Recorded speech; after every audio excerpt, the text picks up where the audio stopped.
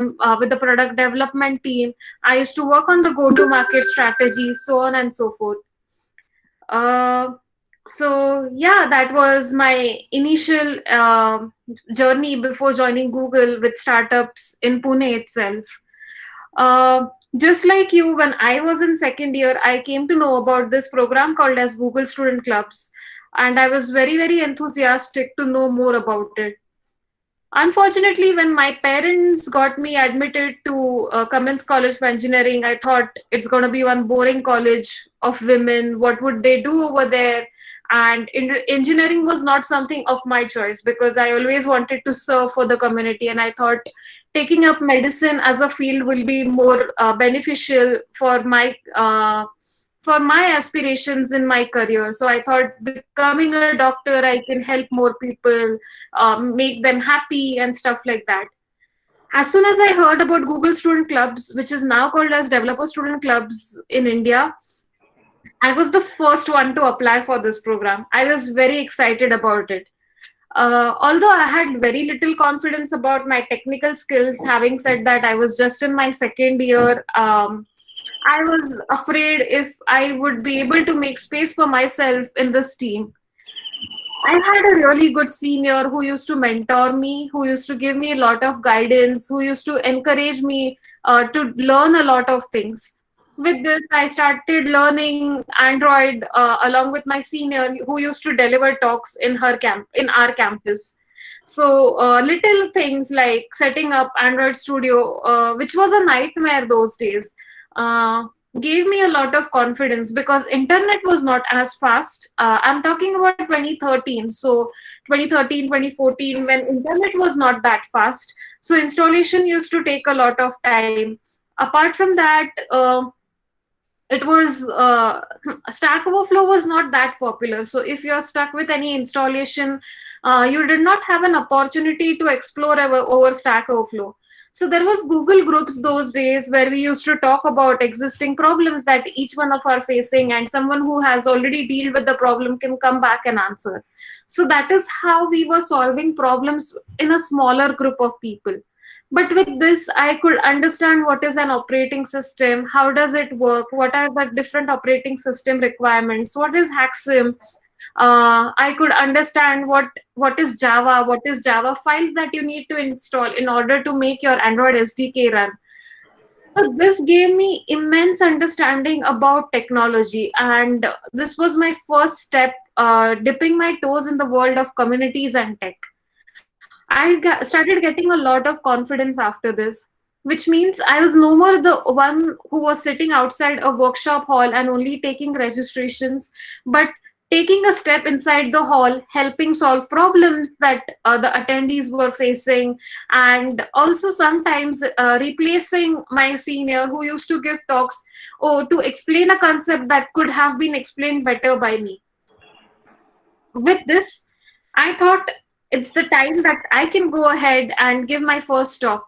So I went ahead and organized a first workshop around Python in my campus. So Python was the first talk that I gave in the field of communities.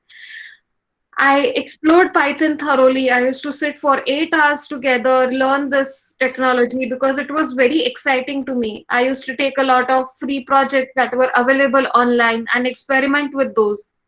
With a lot of permutations and combinations that I tried learning Python and preparing myself for the questions that I anticipated could come in the workshop. With my first successful workshop, my confidence immensely boosted. So I also wrote a blog around my first experience doing a workshop on Python, which was also encouraged by my senior that, hey, now that you've done this workshop, it's opportunity for you to share your learnings with the rest of them. So I wrote a blog around my learnings with Python. And so community was an addiction to me. I went to final year of my engineering. I was working on a research project with IIT Bombay for the last 2 years of my engineering. So uh, I had lot of time and bandwidth consumed with that project. And then there were academics, of course. I was elected as a treasurer of my college. So there were a lot of cultural and non-technical activities that I was responsible for. My mom fell sick in that year, so I had to take care of her and my family in those tough times. But with all this, I also know that communities were something which were very close to my heart, and I always want to retain with them. So, whatever ups and downs I had in my life, communities were the one where I could release my stress basically. So, say that I had tough time in my college.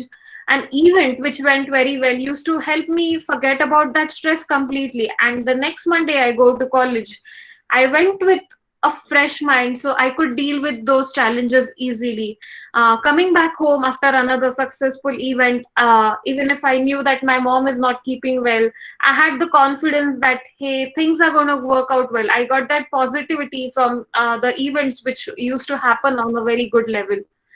So when I was in final year, I also met with another senior of mine who introduced me to Women Tech Makers program by Google, which is about empowering women in tech. So she told me that Google has recently come up with this program. Would you like to help me with this? And I said, of course, why not? So we started with this WhatsApp group where we were adding people to this group so that they know more about this community.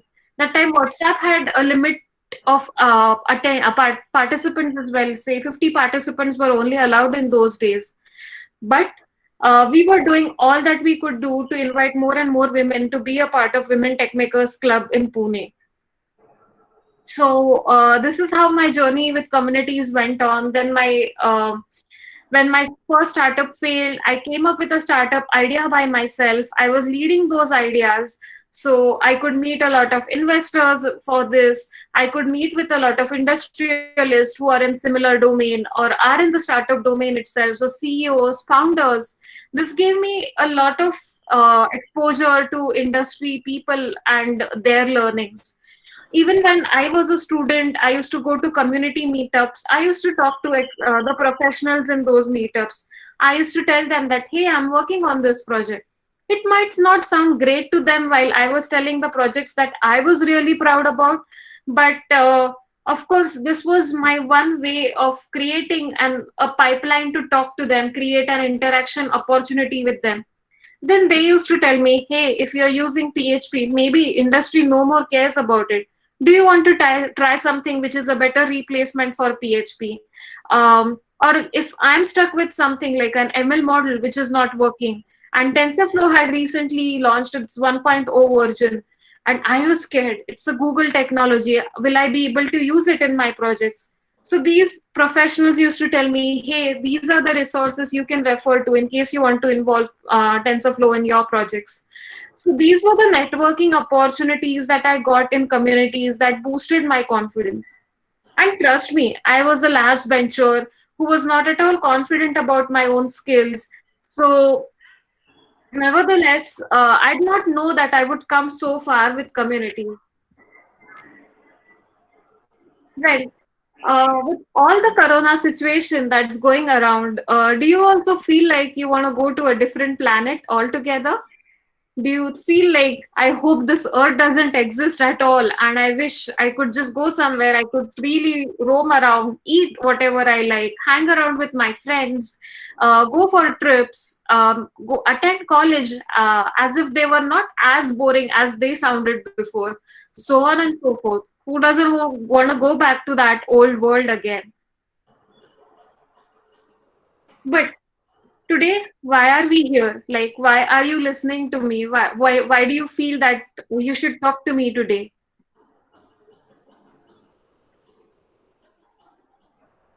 Okay, it will be nice if you can open your browser and join the live stream. Just go to slido.com and enter the code hashtag 55898.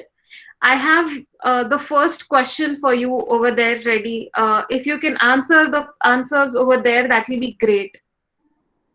So, if you can answer, like, what does community mean to you by going to slido.com and entering your inputs over there, that will be great.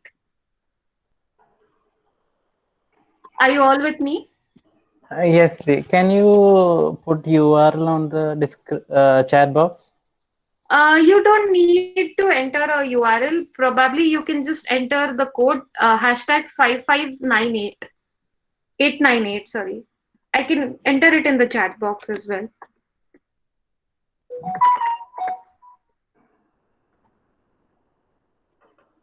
Hashtag 55898.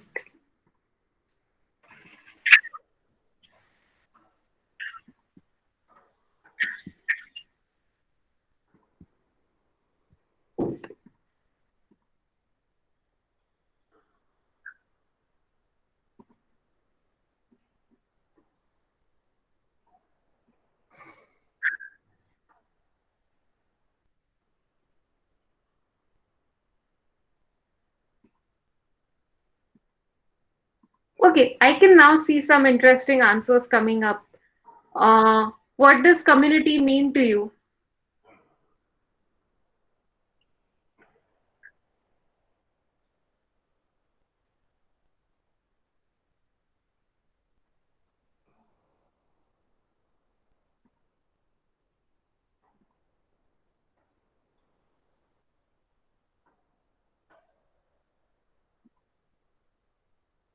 Okay, so a lot of you say, and it highlights that community means people to you. Community means learning, sharing experience, group learning, platform, which means an opportunity to share.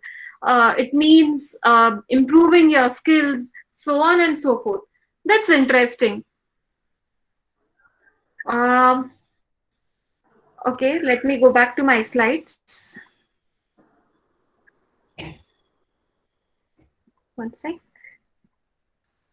Okay, so when you all said that community means learning, it means a group of people coming together, sharing opportunities. Community means people, right? It means community is for people. Now, what does it mean that when you say community is for people? It's a group of people who are going to come together to drive some change. So what can you do? What can you do as a college, as students of your college, as a community? How can you drive change? Of course, syllabus may sound boring to you. You may feel like overloaded with the assignments. You might find exams irritating.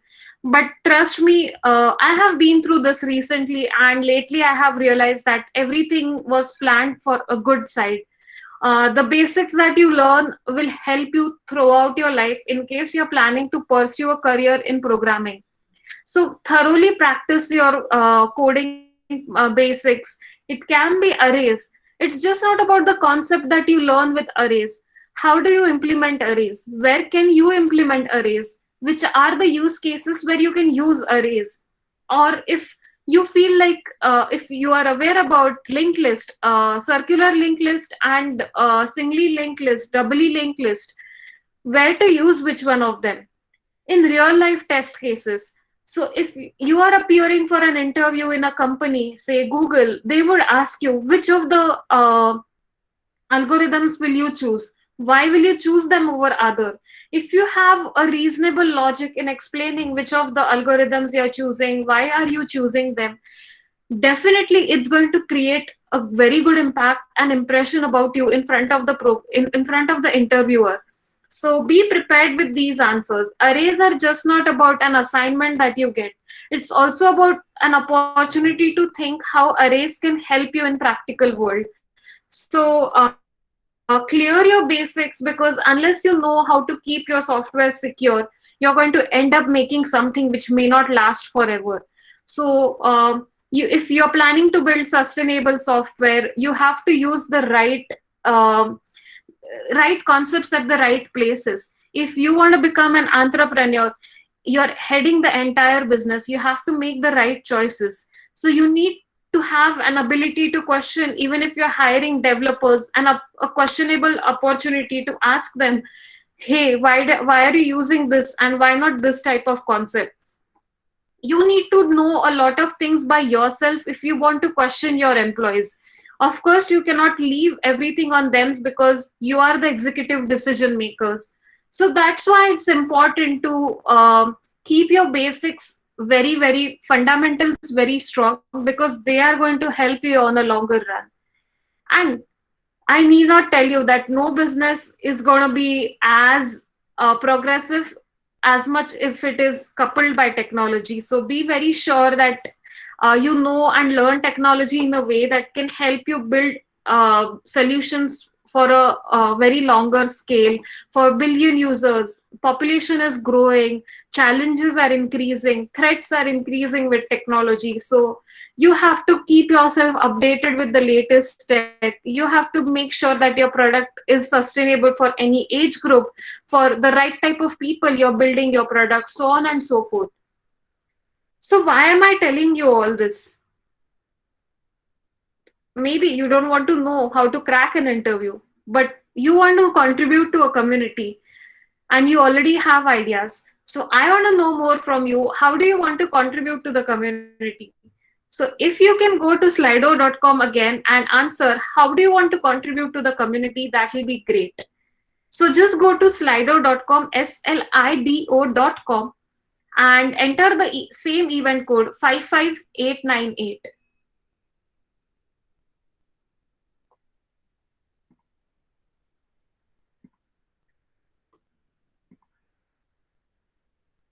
Are you all there on Slido? Yes, they. Okay.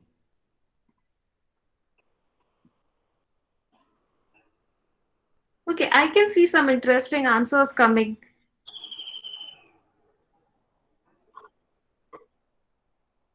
How do you want to contribute to a community? Do you want to become a facilitator like Srirag? Do you want to organize events in your campus? Do you want to write blogs that can help more people learn from your latest experiments? Do you want to create YouTube videos that can be used by many developers around to learn a particular experiment that you recently had, or what is it that you want to do by basically what are your ideas in contributing to a community?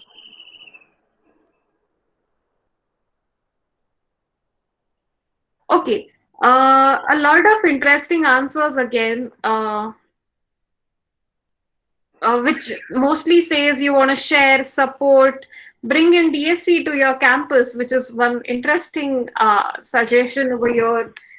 You want to teach more and more folks, so on. So back to our world where we were talking about contributing to the community. So do you feel that organizers are the only one who can create an impact in the community? Or is it all of you who can come together and make the community better? So think about the doctors who are helping us survive this situation. How did they learn medicine? They learn from experience, right? So one doctor telling another, they telling more doctors, and this is how the practice or study of medicine has come into this world. So say that doctors from 100 years back, they tried some medicine which worked, so they passed on their knowledge to the juniors, so on and so forth. So this was an example of sharing and learning by doing experiments. The sewage cleaners who are helping us live a healthy life. Now imagine if these people say that this job is so pathetic. Who cleans sewage? And if they all come together and say, I don't like this job, I won't be doing it, which means they are discriminating in the work that they are doing. Does that mean the other workers who are collecting the garbage are doing a great job? What if they also say that I don't like my job? What will happen to our city? What will happen to our country? What will happen to this world if these people come to a decision and start judging the type of work that they are doing? We usually do that. We usually judge the job role, the job discrimination, the opportunity that we get in this world. But no work is less. Everybody, or the work that you can do in a community, there is no discrimination against it. You can help probably managing the event logistics. If not a speaker, you can, if you're not an organizer, you can still help in bringing more folks to the event who can take benefit out of the sessions that you're organizing. So no work is less. This is what we can learn from this. Animal rescue team. Animals, they cannot speak at all. They don't have a language to speak. They don't have an ability to speak. What if the rescue team feels like, hey, maybe these animals like being harassed or bullied, and I don't care about it, whatever they are going through. Imagine how much these animals who cannot speak will go through. So you need to be a good listener around the local problems of your community to understand what you can solve with the help of communities, right? So there are a lot of local challenges that you can approach with the power of tech. So you need to be a good listener, like this rescue team who is always open or they're on their toes to help animals who are in danger and rescue them whenever they are in trouble. The umbrella rule. So recently in Maharashtra, there were a group of women who came up with this rule for their particular village that if you want to go out, you have to carry an umbrella on your head. Now, this sounds weird because it's not pouring. Why would someone carry an umbrella? This is because it helps maintaining that 3 feet distance. Now, these women were villagers who did not have formal education and training, who did not take formal education and training, but still they came up with this idea. What does that help us understand? That you need not know everything about a concept to build an amazing product that can solve a local challenge. It You need not be an expert. While you're learning, while you're putting your projects together, there are enormous opportunities to learn. So that is why it's important to do your assignments by yourself. It's important to do some extracurricular projects where you can implement the skills that you learn in your campus, so which will boost your confidence. And if you are landed in any of the interviews, you may not only feel like, oh, what is this problem? I only know what are arrays. I don't know how to implement them. You probably know how to implement arrays in 10 different types of projects and when you should not use arrays in any type of project. Now, you would be just not an interviewing at a particular company, but you would be a confident interviewer. So why am I telling you this again? Because I lately realized that assignments were not just about copy pasting. It was just not about running away. We all want to go abroad or want to pursue a masters abroad or want to be successful entrepreneurs. And with this is the time when you can boost your skills, enhance your skills, and make yourself confident about your fundamentals. So make the most out of this time. What you can do is connect with people who are looking to say become entrepreneurs in future, who want to land up into a particular dream job, or who are looking to apply for masters in future. Collaborate, share your notes with each other, um, tell to each other about what you are doing to reach to your goals, how you are trying to reach your aspirations, and then create products or create a learning path for yourself. So with this, if you want to become a software engineer at a company like say Flipkart, create a learning path. What are the steps that you need to take to land into a job at Flipkart?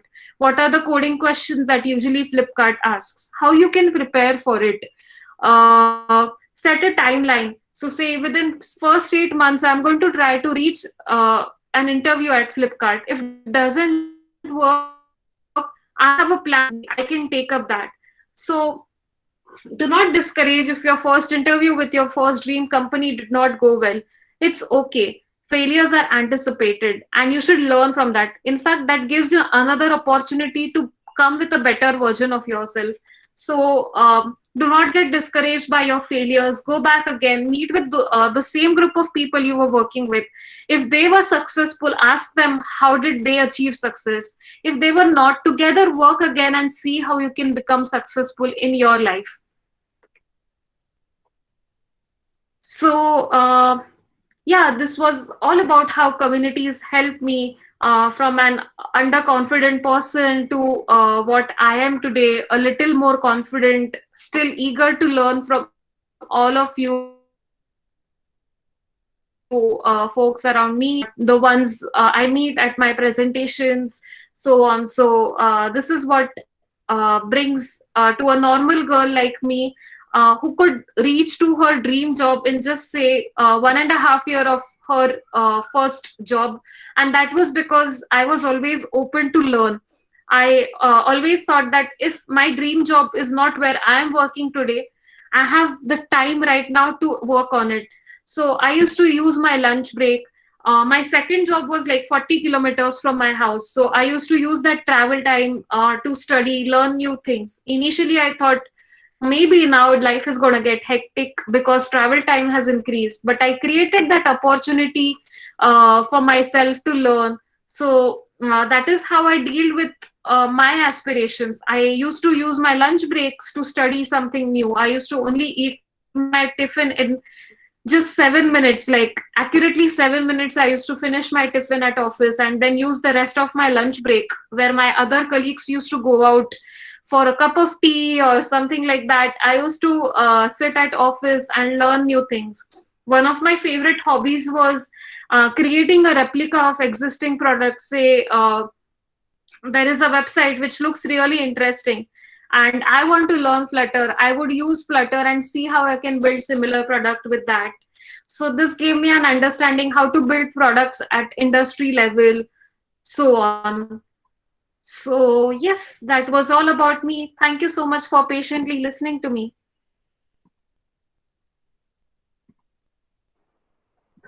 Thank you, Dee. Does anybody has any questions? She's one of the wonderful person, and you can ask her anything about your career and so much more.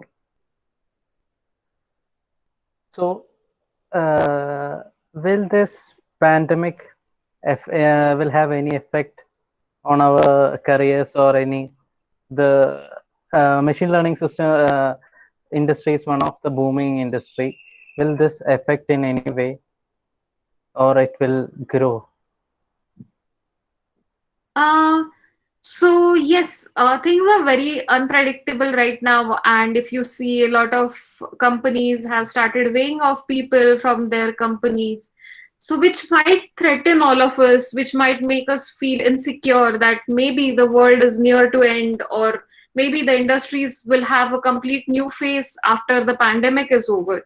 Of course, it's right to feel that way, but trust me, every negative side has its own positives, which are much, much more greater than the negatives.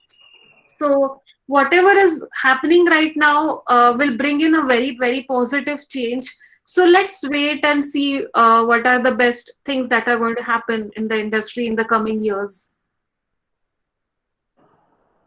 Okay.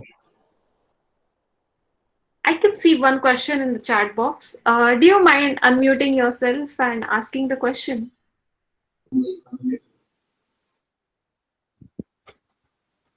Hello. Hi, Abhinav. Yeah, actually, I had a question, right? So my question was like, I heard in the news that Google is making an app for tracking COVID patients. So my question is like, can we do it in India, or is Google already doing it in India?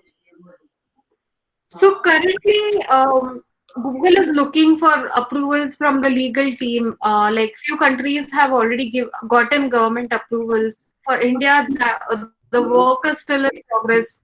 But Google definitely wants to do something for India as well. But if you folks feel you can land something in the market faster, why not give an attempt? Oh, yes. Still, like, I was like, can we just connect all these local communities or something like all these local peoples by tracking them? Or is there any legal measures to be taken or while making an app like that? So, like, if I make an app for tracking these patients, can I directly hand over it to the Google or something like that? I already had a solution for this. The thing is, you can obviously connect with the local community, but according to the rules, if you want to launch any app on Play Store around COVID, you need government approvals for that. So what I would suggest is, if you have the right approvals, you can directly go to the market.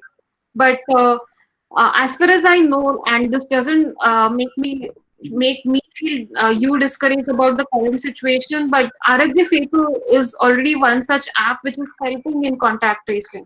Hmm. If you have downloaded it or not, I don't know. But do you want to reinvent the wheel? Why do you want to do that?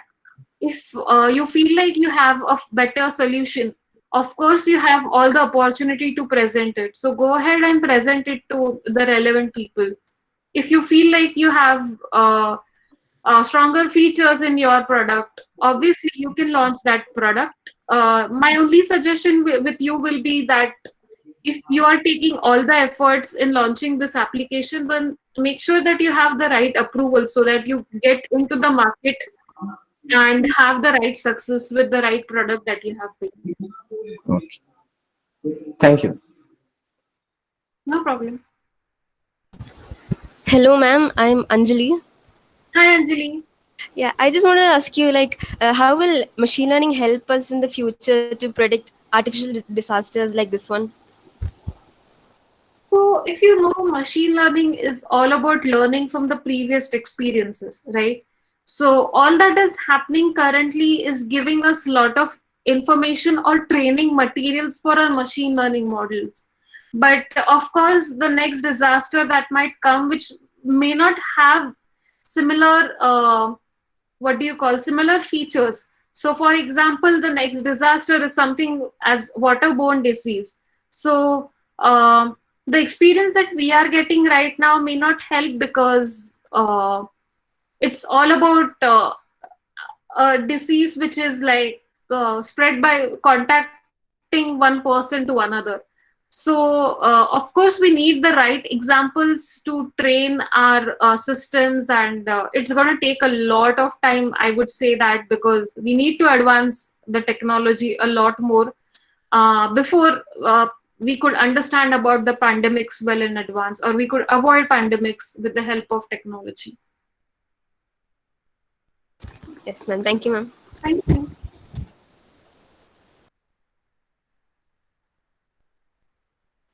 Hey, ma'am.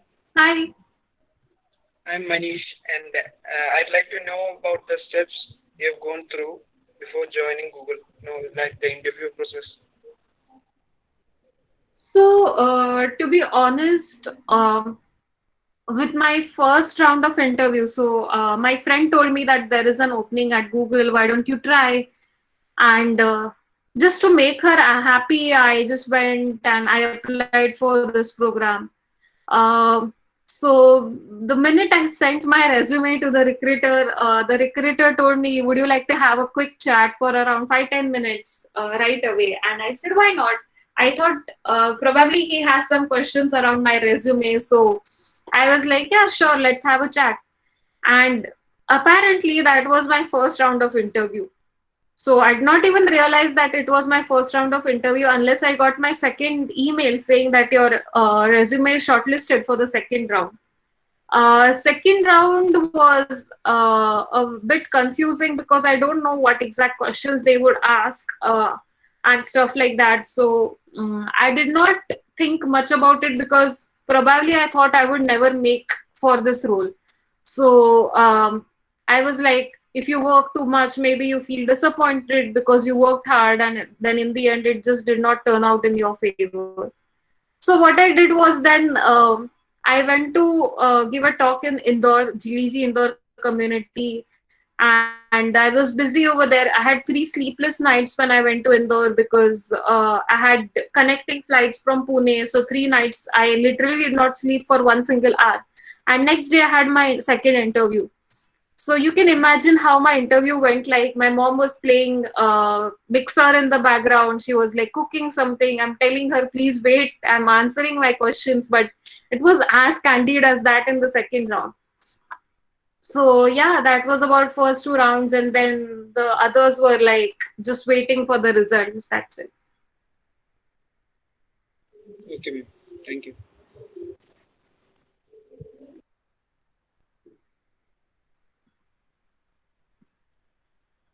Okay, any more questions?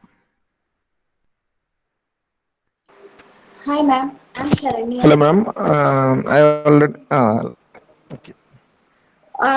Okay, I'll go with Sharanya first because she raised her hand first. So, hi, Ma'am, I Sharanya. just wanted to know that why did you choose Python? You said that you choose Python for the first time. Why did you choose Python as the first option?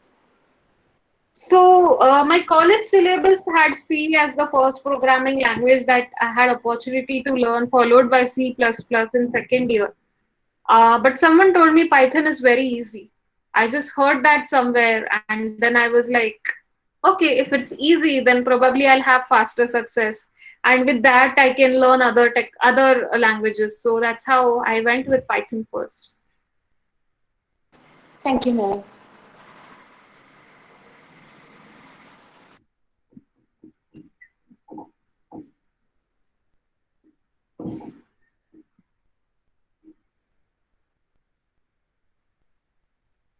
Any more questions?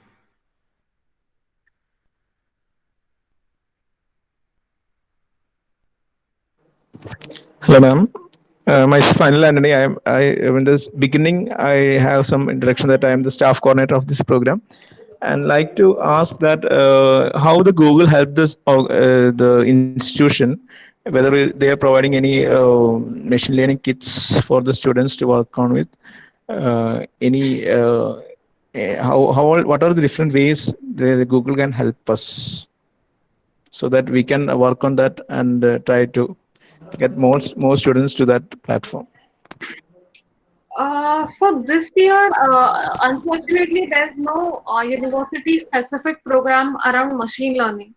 But there's something called as developer student clubs under which they hold enormous campaigns around different product areas, right? From cloud, Android, machine learning, so on.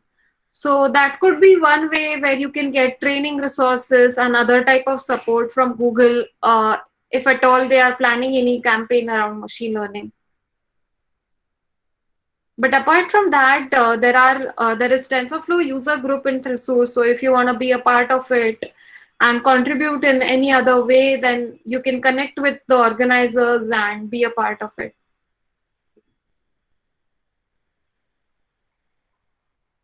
Okay, ma'am. And one more question is that whether Google is supporting quantum computing, that is whether nowadays the quantum computing is one of the hottest area right now. So whether Google. Yes, quantum computing is one of the trending technologies recently. Um, but like I said, campaigns go around for different categories. Like professional developers have different campaigns. For university students, there are different tailored campaigns. So around that itself, if there is something you can take most of the benefit from. So apart from that, there is nothing specific to quantum computing that Google is working on recently to support the external communities.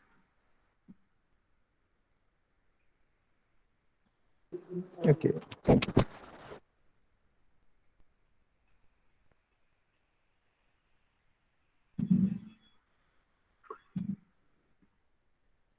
Any more questions?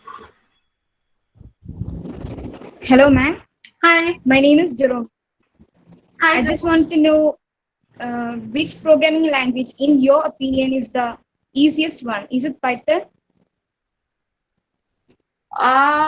There's nothing as easy as what I learned lately. It's all about logic. So if you can speak in English, you can always speak in Malayalam, you can always speak in Tamil, right? Because the message that you want to give in English is always going to remain the same in any other language as well.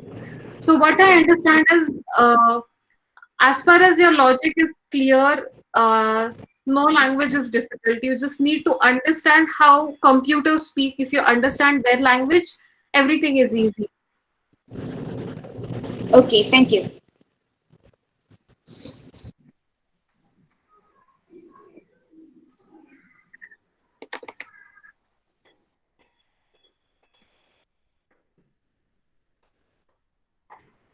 Okay, any more questions? Ma'am, I have a question. Lately, we have seen that Facebook's investment in Reliance Jio, and the next thing we see is that Google trying to invest in Vodafone. So, do you think they are going to create a digital ecosystem, a new digital ecosystem in India, or do you think they have any other plans? What's your take on that? Honestly, I don't know about the Facebook side of things because I don't work with Facebook. As far as Google is concerned, I neither work with those teams who make these decisions. So, being a big org, I'm honestly not in a position to answer this question. But as much as I know how this organization works, things don't flip here overnight. So if I see today that Facebook collaborated with X, so I cannot take a decision just because I feel Google should be competent enough. I need to have a plan which is basically a plan which takes a lot of time. It takes a lot of approvals and a lot of logical reasoning before the plan gets approved. So I don't think things come in competition at all at Google, at least. Okay, ma'am. Thank you, ma'am. No problem.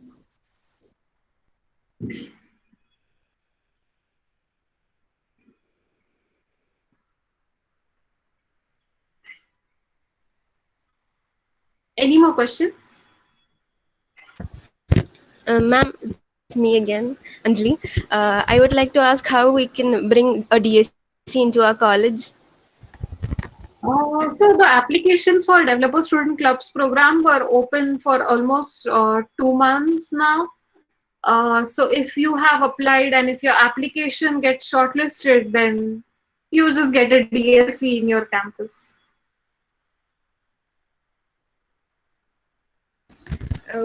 If we hadn't applied for it, we can apply it now or deadline's over. I think the deadline is over. Give me 1 minute. I'll just check. But mostly yeah, it just closes 1st of June. So today, I can still ping you the link. If it's open, you can go ahead and apply today. Yeah, I'll be grateful if you can share the link. Okay, thank you. No problem.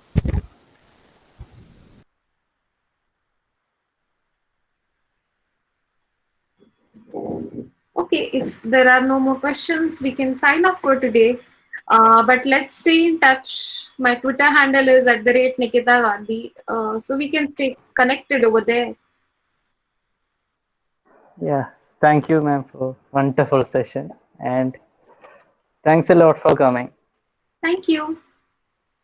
Thank Bye, everyone. Take care and all the best.